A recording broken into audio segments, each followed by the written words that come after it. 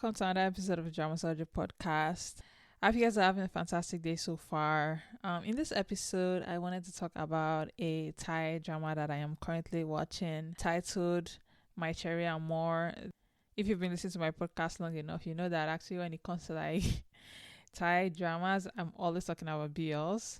But I thought I would talk about something different for a change. My Cherie Amour is a 19 episode drama that I have only watched, I think I've watched 11 of the 19 episodes. And I have to say that I am really enjoying it. It stars Thor and Yaya as the main leads. I will say that I don't know Thor that well. He is not a familiar enough face. I can't think of any other Thai drama I've watched that he was in.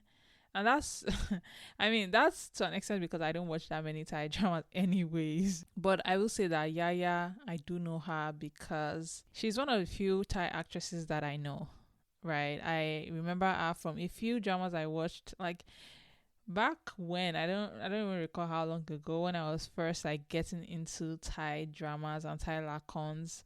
I believe she's a Channel 3 actress. And that's something I would say that's interesting about like the Thai industry, in that like the artist management and the drama production companies are one and the same. And so if you belong to a certain production company, you also belong most likely to the artist management of that production company. So in our case, I believe she's on Channel 3, if I am not mistaken.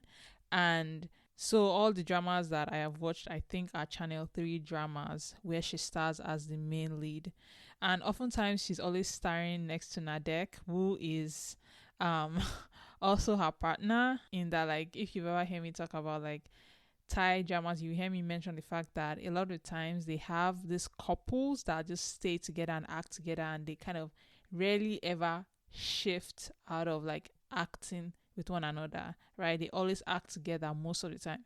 And so in most of our dramas, our most common male lead is always Nadek. And all the dramas that I've watched of her, I think it was him that was the male lead. My favorite drama of ours that like it's like a while back I watched this is Game Rack, right? Where she plays like Nangfa. And I remember loving that drama so much. And as you've guessed it, Nadek, our fiance, is also the male lead in this. But she's a recognizable face to me. So to an extent, that was the draw for me in this drama, knowing that she was like the female lead. And just like a point to know that even though I say that, yes, she tends to act with Nadek, in recent years, I'll say that that's not been the case. And I'll say that overall, generally, for a lot of actors and actresses, they are starting to like act with different people, which I'm glad to see, because I've always felt like it was weird how you would be stuck acting with one person for like forever, right? So that's just something I want to mention, that in the recent years she has acted with a lot of different other actors. But anyways, to talk about this drama, a little bit of a backstory. Well, there's no backstory really, because I just saw this somewhere and I was like, it looks interesting. I like the cover. And there's something I will say about like Thai like lakorns, in that they have a very interesting trope that they play with, which is like the historical drama kind of like plot lines or like world, where basically it's set in like, I don't know what year, this is probably in like the 1800s or 1900s or something like that, right? And basically we are kind of watching like a clash between traditional Thai traditions and like Western traditions, right? And how they are like shaping the society, right? So this is, I guess, the equivalent of like a Republican drama, in like if you were watching like a Chinese drama, right? And so that's where this is set, right? This is like very Western looking. The male lead dresses in Western clothes, the female lead dresses in like gowns and like dresses and stuff like that, right? So that's the world that this is in. And to an extent, our female lead is one that is very Westernized, and that is that is a problem for a lot of people. But yeah, the cover was very interesting to me because I think I have watched some really good historical Thai lakorns. And to an extent, a lot of my favorite like Thai lakorns, the ones that I can stomach, are all historical dramas, right? Like the Jutatep series, right? Which is like one of, I think that was easily like the first drama, if not like one of the first dramas I ever watched, and I loved that series so much. Another one I really liked was Sutai Pan.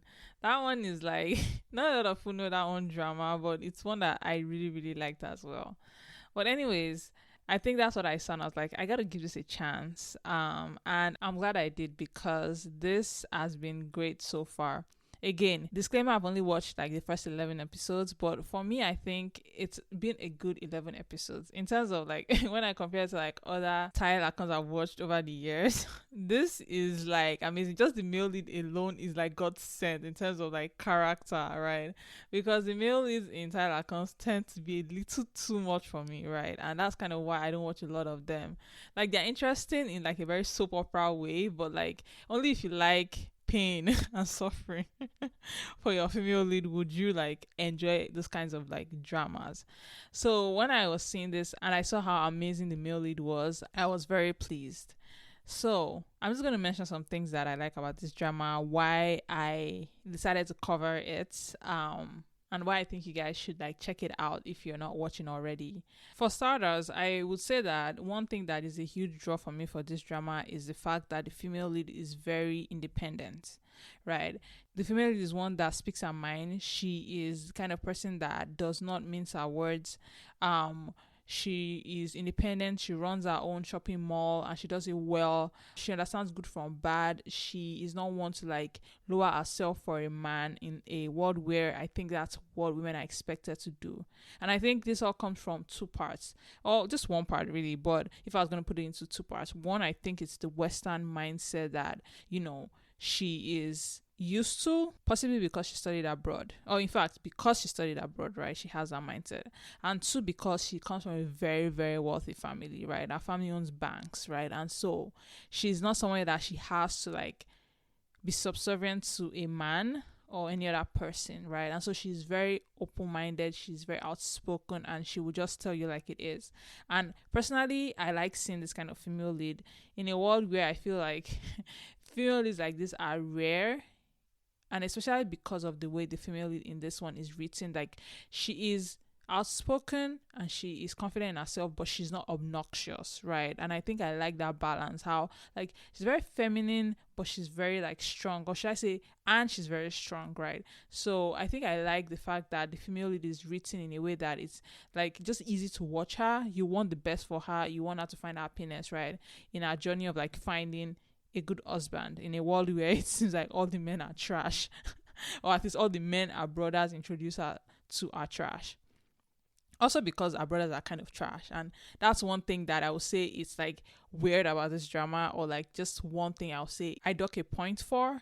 Our brothers are extremely odd in that, when you're first introduced to them, to an extent you just think that they will be the doting brothers, and that's what I expect. And then you find out they all have ulterior motives for who they choose to like introduce to her, right? They all have their own motives for why they are finding her a husband, right? One of them is because he's gay and he wants his lover to be someone that like he will see often. And so he's like, okay, my sister can marry him, and that's how I kind of get him into our family, and like weird things like that, right?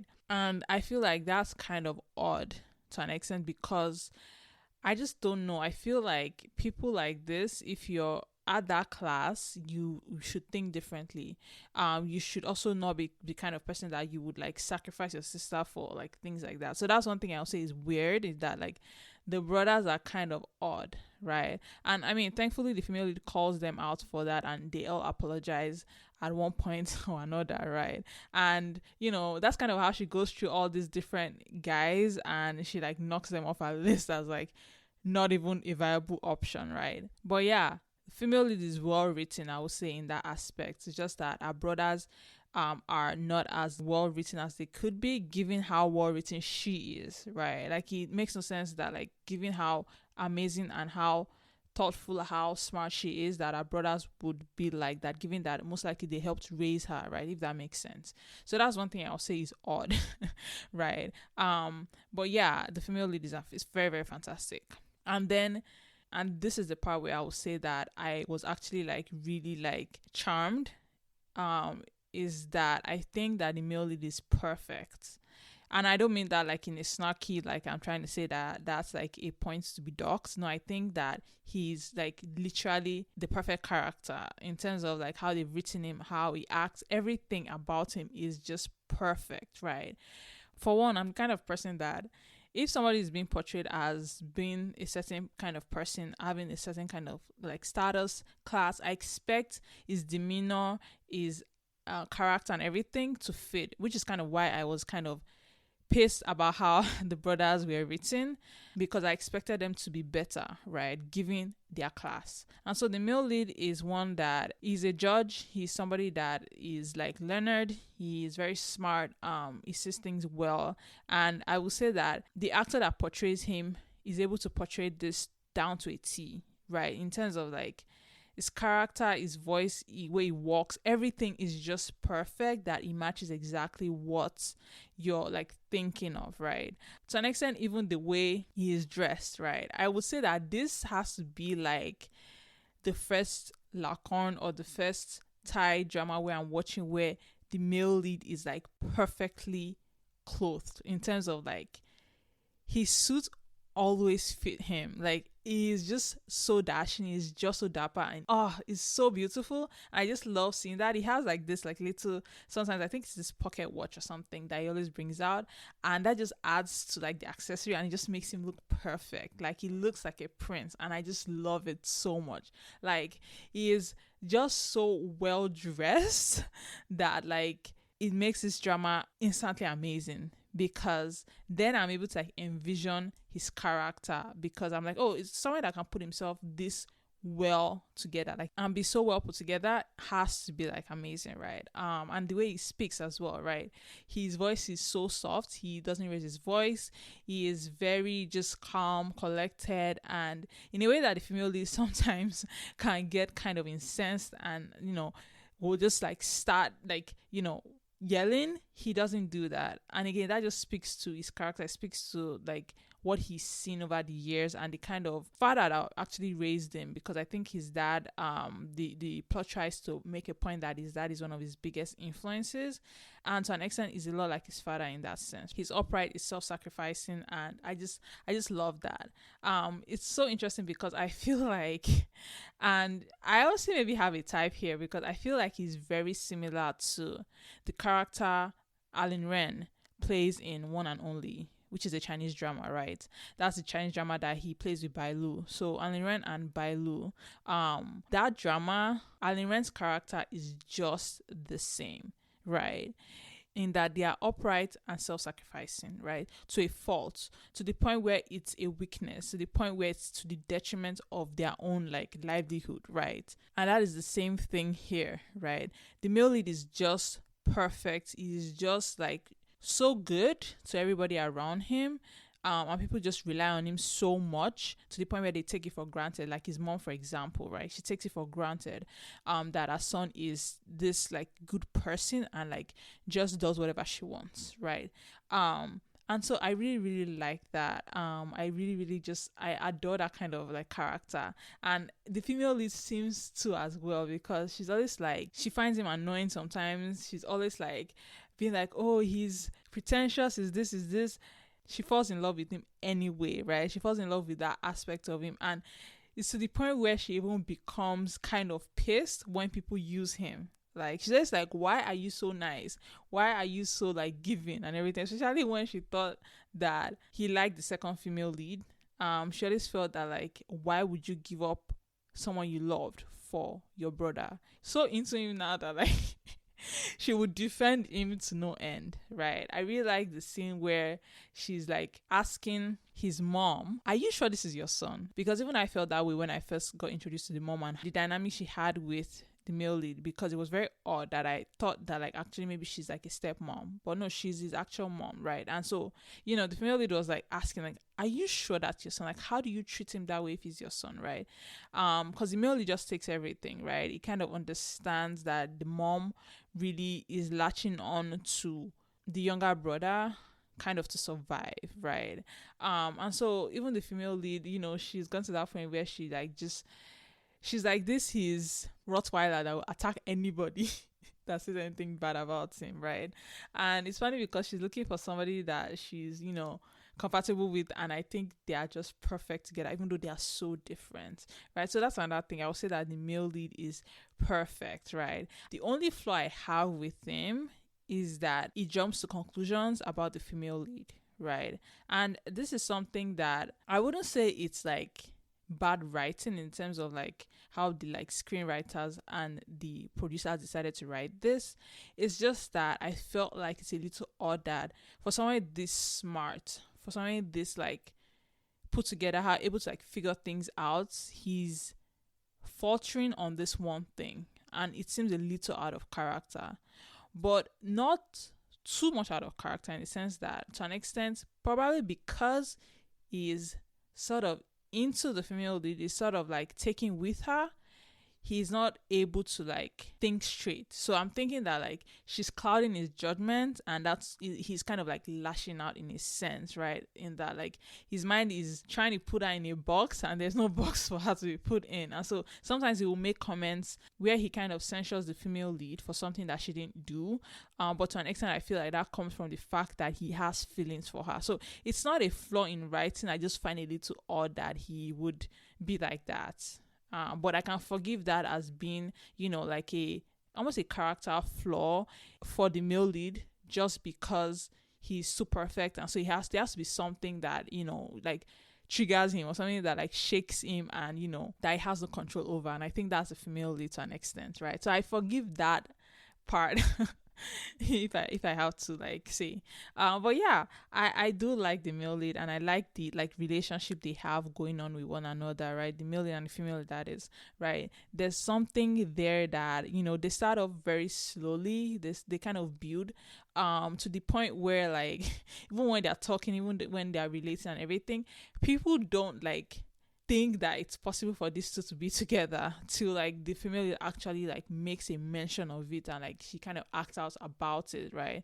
Because to an extent like he's widowed, and so that was something that they answered my question at some point, because I was like, why aren't they thinking that he's a possible candidate from the beginning, right? Like he's literally perfect, right? And they just like don't even like think about it. But when you find out that he's widowed, it kind of makes sense, right? First wife is dead, right? And that's something that I feel like is interesting. That dynamic that they have going on, and how they kind of fall in love, and how I don't know how the attraction starts.